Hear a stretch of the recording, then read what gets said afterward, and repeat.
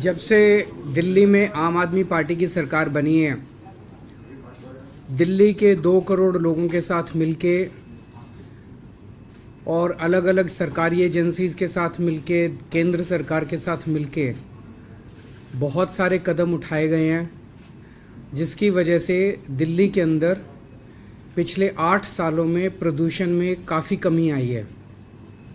मैं ये नहीं कहूँगा कि आज की सिचुएशन आइडियल सिचुएशन है, लेकिन ये दिखाता है कि जिस रास्ते पे हम चल रहे हैं वो रास्ता सही है।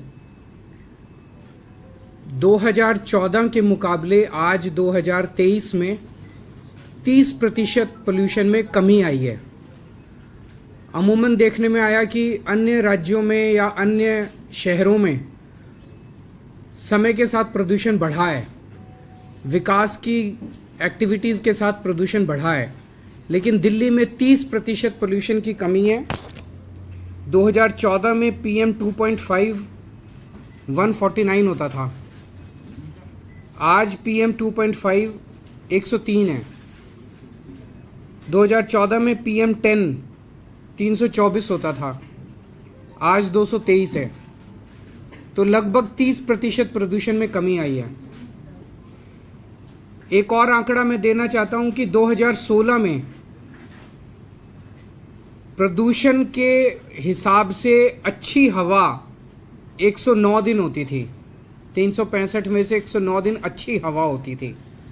ये संख्या बढ़ के 163 हो गई है। अब साल में 163 दिन अच्छी हवा होती है। 2016 में जो सीवियर पोल्यूशन होता था, बहुत खराब, ऐसे 26 दिन होते थे। अब ये संख्या घट के केवल 6 दिन रह गए हैं, जो बहुत खराब दिन होते हैं पूरे साल में। इसी दिशा में हमने इसमें कैंपेन चलाया पिछले कई सालों से, युद्ध प्रदूषण के विरुद्ध। उसी कड़ी में अब सर्दियां आ रही हैं। सर्दियों में हम देखते हैं पोल्यूशन बढ़ता है। पोल्यूशन को सर्दियों में पोल्यूशन को कम करने के लिए एक 15 पॉइंट विंटर एक्शन प्लान बनाया है, लेकिन उसके पहले मैं आपका ध्यान कुछ जो स्टेप्स लिए गए पिछले कुछ वर्षों में उनकी तरफ ध्यान दिलाना चाहूँगा, जिसकी वजह से प्रदूषण कम हुआ। उसके बाद हम 15 पॉइंट एक्शन प्लान पे आएंगे। एक काम किया गया कि बसें, पहले दिल्ली में पिछले कई वर्षों से बसों की खरीद नहीं हुई थी और उसकी वजह से लगभग 15 साल कोई बसें नहीं खरीदी गई दिल्ली में। तो उसकी वजह से दिल्ली में बसों की काफ़ी कमी हो गई, पब्लिक ट्रांसपोर्ट खराब हो गया, लोग अपने प्राइवेट ट्रांसपोर्ट पे शिफ्ट करने लगे। लेकिन पिछले दिनों में, पिछले 2-3 साल में हमने बहुत बड़े स्केल के ऊपर न केवल बसें खरीदी हैं, बल्कि इलेक्ट्रिक बसें खरीदी हैं। तो आज दिल्ली में, आज तक के दिल्ली के इतिहास में सबसे ज़्यादा बसें दिल्ली में हैं। 7135 बसें अभी दिल्ली की सड़कों पे हैं। इतनी बसें पहले कभी नहीं थी दिल्ली में। इनमें से 800 इलेक्ट्रिक बसें हैं।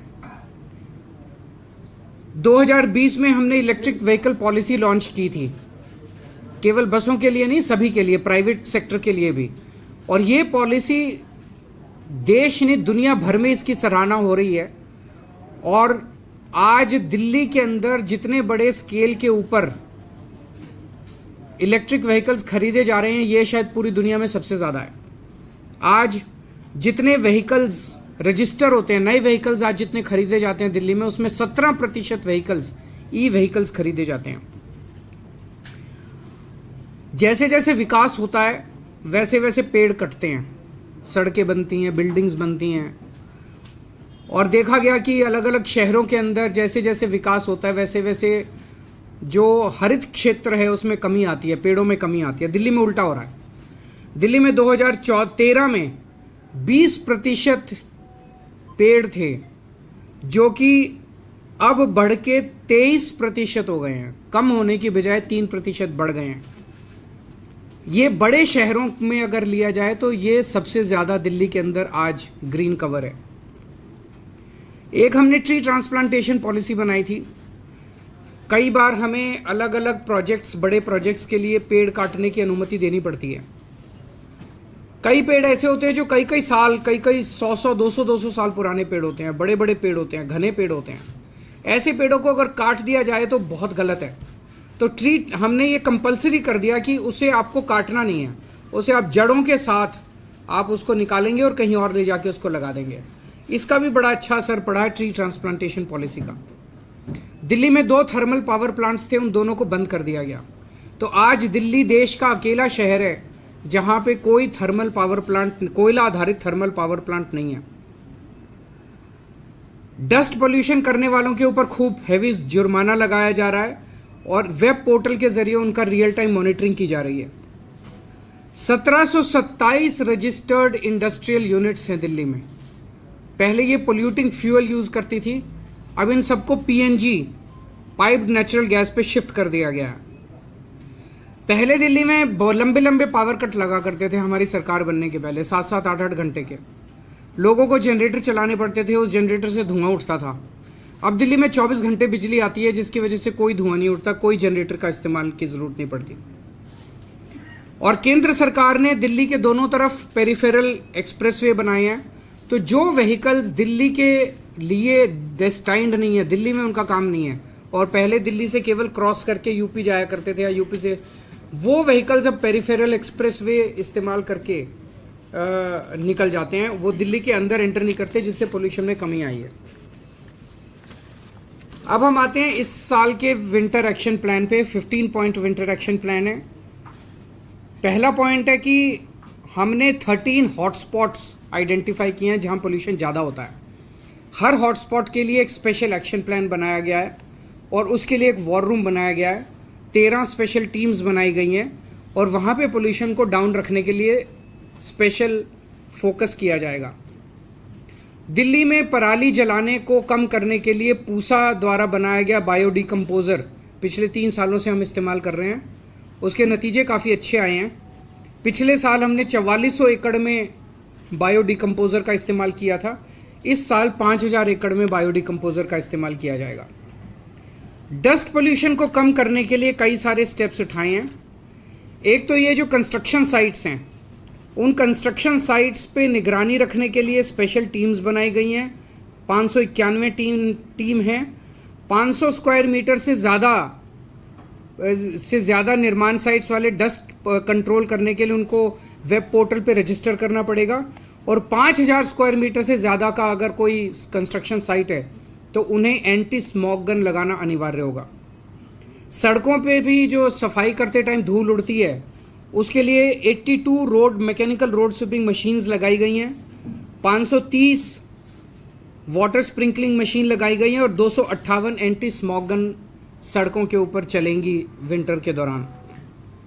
जो व्हीकल से पोल्यूशन होता है उसको कंट्रोल करने के लिए पीयूसी सर्टिफिकेट्स की जांच करने के लिए और 10 साल से पुराने डीजल व्हीकल और 15 साल से पुराने पेट्रोल व्हीकल्स को प्रतिबंध के कंप्लायंस के लिए 385 टीम्स गठित की गई हैं।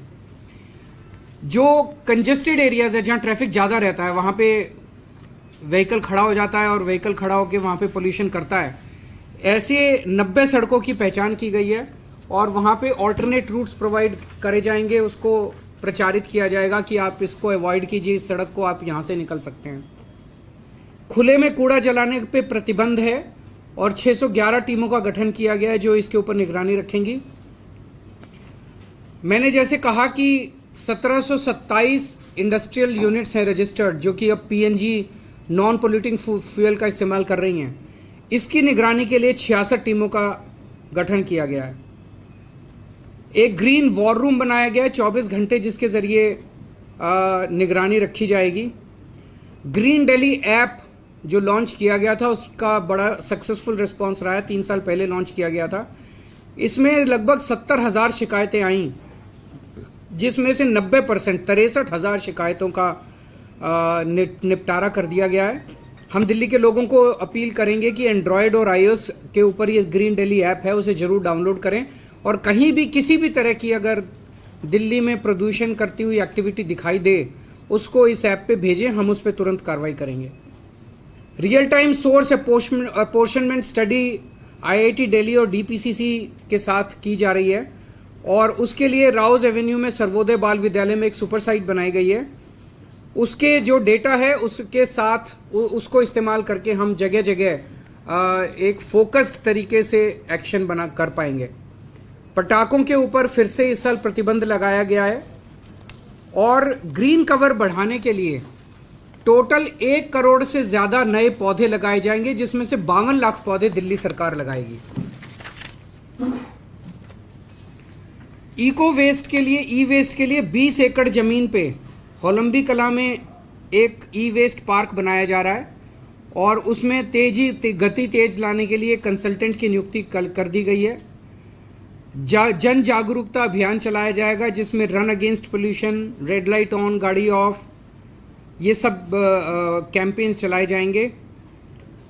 पोल्यूशन कोई बाउंड्रीज नहीं देखता। हरियाणा की हवा इधर दिल्ली आती है, दिल्ली की हवा यूपी जाती है।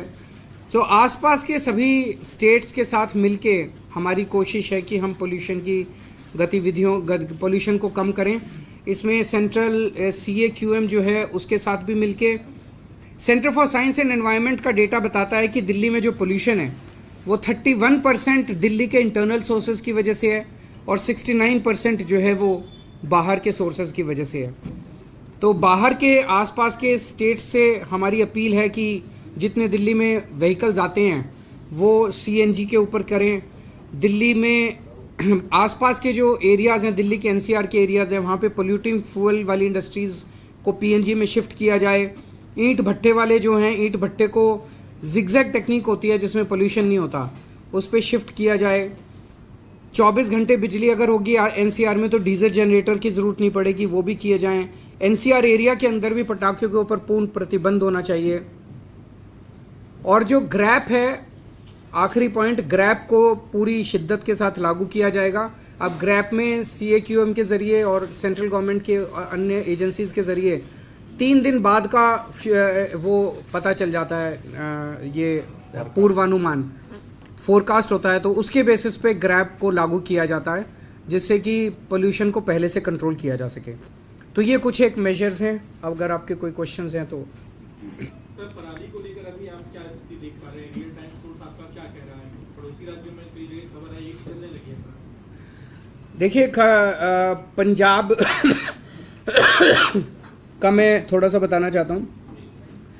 पिछले साल हमारी मार्च में सरकार बनी थी, तो 6-7 महीने हमें मिले। पिछले साल पंजाब का डेटा ये दिखाता है कि 6-7 महीने में जो भी स्टेप्स लिए गए थे उससे 30% उसके पहले साल के मुकाबले 30% पराली कम जली थी। ये सरकारी आंकड़े बताते हैं। इस साल भगवंत मान सरकार ने कई सारे स्टेप्स उठाए हैं। एक है डाइवर्सिफिकेशन ऑफ क्रॉप्स, कि आप चावल की जगह दूसरी क्रॉप उगाइए, उससे पानी भी बचेगा पंजाब का और उससे स्टबल बर्निंग भी वो होगी। उसका काफ़ी अच्छा रिस्पॉन्स है। दूसरा है चावल की वैरायटीज़, शॉर्ट टर्म वैरायटीज़ हैं, उसमें PL 126, 127, 128 और एक बासमती, इसके ऊपर फोकस किया गया है कि इसको इस्तेमाल किया जाए। तो ये शॉर्ट टर्म वैरायटी जो है इसमें कम स्टबल होती है और स्टबल को डिस्पोज करने के लिए पीरियड ज़्यादा मिल जाता है, तो उसमें जलाने की ज़रूरत नहीं पड़ती। तो इसका भी काफ़ी अच्छा रिस्पॉन्स है। इस बार काफ़ी लोगों ने इसको इस्तेमाल किया है। दूसरा XC2 मैनेजमेंट जो है स्टबल बर्निंग का, उसके लिए डिस्ट्रिक्ट वाइज कुछ कंपनीज ने आगे आके, इंडियन ऑयल है, एक जर्मन कंपनी है, उन लोगों ने आगे आके कुछ डिस्ट्रिक्ट्स को, जैसे इंडियन ऑयल ने शायद संगरूर को अडॉप्ट किया है, तो वो पूरी की पूरी उस डिस्ट्रिक्ट में जितनी स्टबल होगी वो उसको खुद लेके जाएंगे ट्रांसपोर्ट, और उसको बिजली में या खाद में कन्वर्ट करेंगे। तो इस तरह के कई सारे और स्टेप्स लिए गए हैं। तो अभी एग्जैक्ट डेटा कहना कि इस बार स्टबल कितना कम जलेगा कहना मुश्किल है, लेकिन मेरे हिसाब से काफ़ी इम्प्रूवमेंट होना चाहिए। सर, ये तैयारी जो आपने की है, मतलब क्योंकि 28 अलग-अलग विभागों से आपने बात की है, जो क्लाउड सीडिंग की बात हो रही थी, अगर जरूरत पड़ेगी उसके लिए कितना तैयार है? और मुझे लगता नहीं कि इस साल हम कर पाएंगे। वो एक आइडिया आया था, एक्सपर्ट्स की टीम आई थी, उनके साथ हमने चर्चा की थी, CIA की टीम आई थी उसमें, लेकिन थोड़ा समय लगेगा। तो इस साल हो पाएगा ऐसा नहीं है। सबसे खराब क्योंकि प्रेडिक्शन क्या है, किस तरीके की जानकारी मिलेगी, कब से दिल्ली का आबोहवा? देखिए, नॉर्मली देखने में आया है कि 15 तारीख के बाद से जब पराली जलनी चालू होती है और हवाएं जो हैं वो इस तरफ आती हैं, तब पोल्यूशन थोड़ा थोड़ा बढ़ना चालू होता है दिल्ली का। इस साल देखते हैं कि पड़ोसी राज्यों में जो स्टबल बर्निंग है अगर वो कम हुई तो जाहिर तौर पे इस बार पोल्यूशन की इंसिडेंस भी कम होगा। सर, 1 तारीख से जैसे ग्रैब लागू हो जाएगा तो डीजल जनसेट बंद होगा, लोगों का कंसर्न ये रहता है जो हाई राइज बिल्डिंग में रहते हैं, दूसरी जगहों पर रहते दिल्ली में तो होते नहीं है। एनसीआर के लिए मेरी अपील है आसपास के राज्यों से कि अगर आप 24 घंटे बिजली सप्लाई करेंगे तो उनको डीजी सेट्स इस्तेमाल नहीं करने हैं। सर, पड़ेंगे। सवाल इसमें ये भी है कि आप तो काम कर रहे हैं, अगर नेबर स्टेट में काम नहीं होता, हालांकि आप लोग चिट्ठियां लिखते हैं, उसका जवाब आता नहीं, आप लोग ये कहते हैं, इस बार कैसे उसको काम करें? हम CAQM से भी बात करेंगे, जो वो कमेटी है कुट्टी साहब की, उनसे भी बात करेंगे। उनका मैंडेट है कि आसपास के राज्यों को इसके लिए तैयार किया जाए। सर, आपको लगता है जितने प्रतिबंध देश की राजधानी दिल्ली में लगाए जाते हैं, पड़ोसी राज्यों में उतने प्रतिबंध नहीं फॉलो किए जाते? करने चाहिए, क्योंकि दिल्ली इशू केवल दिल्ली का नहीं है। दिल्ली में जैसे हम जिम्मेदारी के साथ काम कर रहे हैं, हरियाणा के लोग हैं उनको भी साफ़ हवा मिलनी चाहिए, पंजाब के लोग हैं उनको भी साफ़ हवा मिलनी चाहिए, यूपी के लोग हैं उनको भी साफ़ हवा मिलनी चाहिए। क्योंकि दिल्ली देश की राजधानी है, मीडिया का सबसे ज़्यादा फोकस दिल्ली पे होता है। सो थोड़ा सा फोकस अगर आप लोग भी अपना आसपास शिफ्ट करोगे तो वो भी तेज़ी से काम करेंगे। तो एक संयुक्त मीटिंग होनी चाहिए, क्योंकि वो भी होनी चाहिए। मुझे लगता है कि अगर सभी की मीटिंग अगर या तो CAQM बुला ले या केंद्र सरकार बुला ले तो उसके ऊपर एक जॉइंट प्लान बनाया जा सकता है।